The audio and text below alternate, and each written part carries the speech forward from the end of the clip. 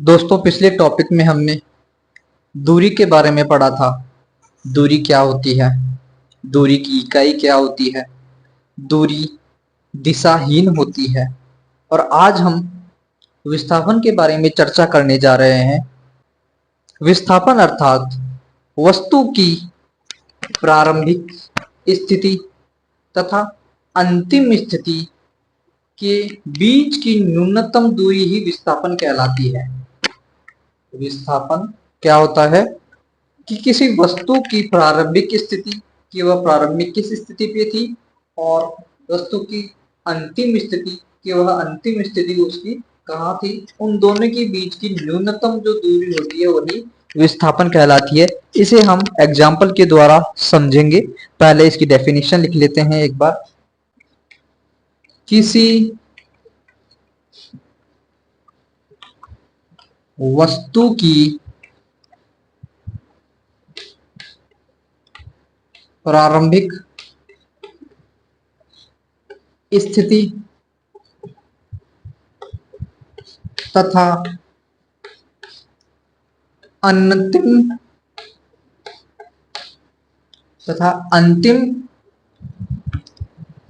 स्थिति के बीच की न्यूनतम दूरी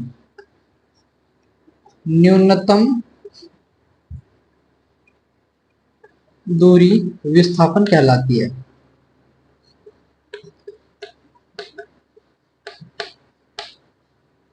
विस्थापन कहलाती है।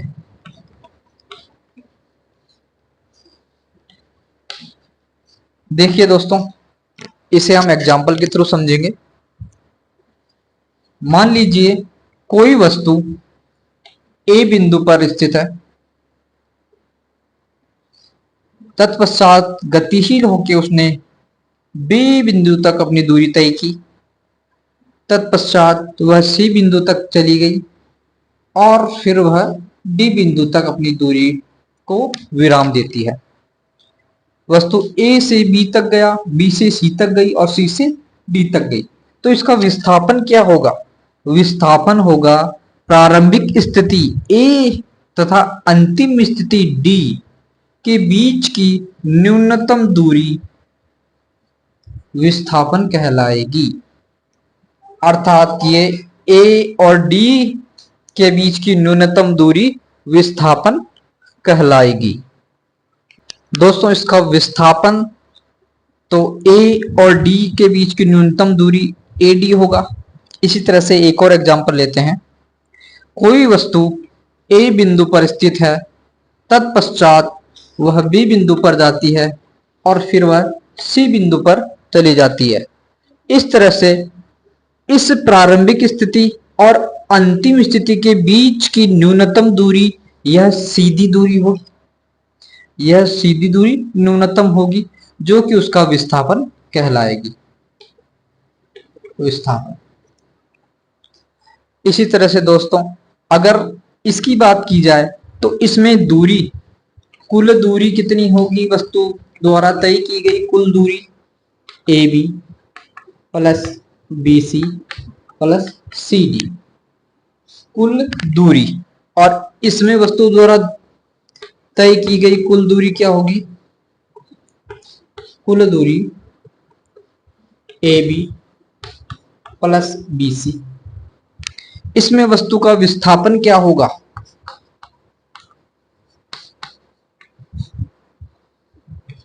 उसके द्वारा चली गई न्यूनतम दूरी अर्थात ए डी के बीच की दूरी, ए और डी की दूरी न्यूनतम दूरी। ठीक है। और ए बी और सी, इसके अंतर्गत विस्थापन क्या होगा? विस्थापन प्रारंभिक स्थिति और अंतिम स्थिति के बीच की न्यूनतम दूरी ए सी, यह इसका विस्थापन होगा। दोस्तों, विस्थापन जो है, विस्थापन में परिमाण भी होता है और दिशा भी होती है। विस्थापन में परिमाण तथा दिशा की आवश्यकता होती है, की आवश्यकता आवश्यकता होती है, अर्थात यह सदिश,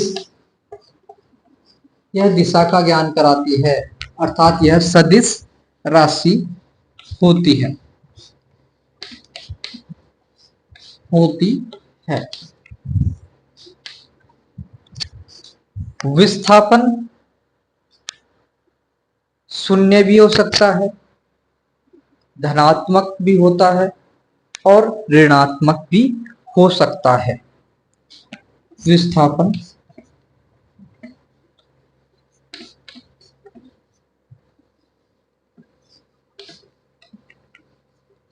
शून्य,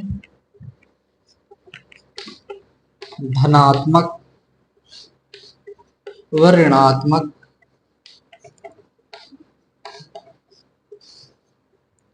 हो सकता है।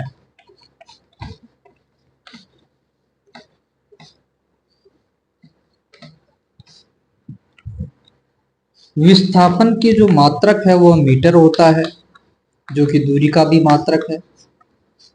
विस्थापन का मात्रक, विस्थापन का मात्रक भी मीटर होता है। तो दोस्तों, विस्थापन में परिमाण तथा दिशा दोनों होते हैं, अर्थात यह सदिश राशि होती है। विस्थापन शून्य, धनात्मक व ऋणात्मक भी हो सकता है और विस्थापन का मात्रक मीटर होता है। अब कृपया ध्यान देंगे कि विस्थापन शून्य, धनात्मक व ऋणात्मक किस तरीके से हो सकता है। कोई वस्तु इस ए बिंदु से बी बिंदु तक दूरी तय करती है, तत्पश्चात वह अपने बी बिंदु से पूर्व दिशा की ओर सी बिंदु की ओर दूरी तय करती है। वह ए से बी तक 10 किलोमीटर की दूरी तय करती है, वह बी से सी तक 20 किलोमीटर की दूरी तय करती है। तो इसकी दूरी और विस्थापन क्या होगा? वस्तु की ए से सी तक चली गई दूरी, ए से सी तक चली गई दूरी होगी 10 + 20 = 30 किलोमीटर, और वस्तु का यह 90 डिग्री है, और वस्तु का विस्थापन जो होगा, विस्थापन वह क्या होगा? उस ए प्रारंभिक बिंदु से सी अंतिम बिंदु के तक चली गई सीधी दूरी, अर्थात इसे हम हाइपोटेनस कर्ण बोलते हैं। इस कर्ण को अपन डिफाइन कर लेंगे। क्या फॉर्मूला होता है इसका? AC² = BC² plus AB²। तो दोस्तों, स्क्वायर हट जाएगा तो इधर अंडर रूट आ जाएगा। BC कितना है? 20 का स्क्वायर, AB कितना है? 10 का स्क्वायर। तो AC कितना आ जाएगा? 400 प्लस 100, AC = √500 किलोमीटर। अर्थात दूरी और विस्थापन दोनों अलग अलग होते हैं। दूरी चली गई पथ की कुल लंबाई होती है और विस्थापन प्रारंभिक बिंदु और अंतिम बिंदु के बीच की न्यूनतम दूरी विस्थापन कहलाता है। आई होप दोस्तों आप सभी को समझ में आया होगा दूरी और विस्थापन के बीच का अंतर। दूरी शून्य नहीं हो सकती है और विस्थापन शून्य हो सकता है, उसे हम देखने जा रहे हैं। यदि कोई वस्तु ए बिंदु से चली, बी बिंदु तक पहुंची, तत्पश्चात पुनः सी बिंदु तक गई, फिर वह डी बिंदु तक जाके पुनः अपने ए बिंदु तक लौट गई। इस स्थिति में जो विस्थापन होगा, विस्थापन शून्य होगा, क्योंकि इसके अंतर्गत प्रारंभिक स्थिति भी वस्तु की वही है और अंतिम स्थिति भी वस्तु की वही है। अर्थात प्रारंभिक स्थिति और अंतिम स्थिति समान होने के कारण विस्थापन शून्य होगा।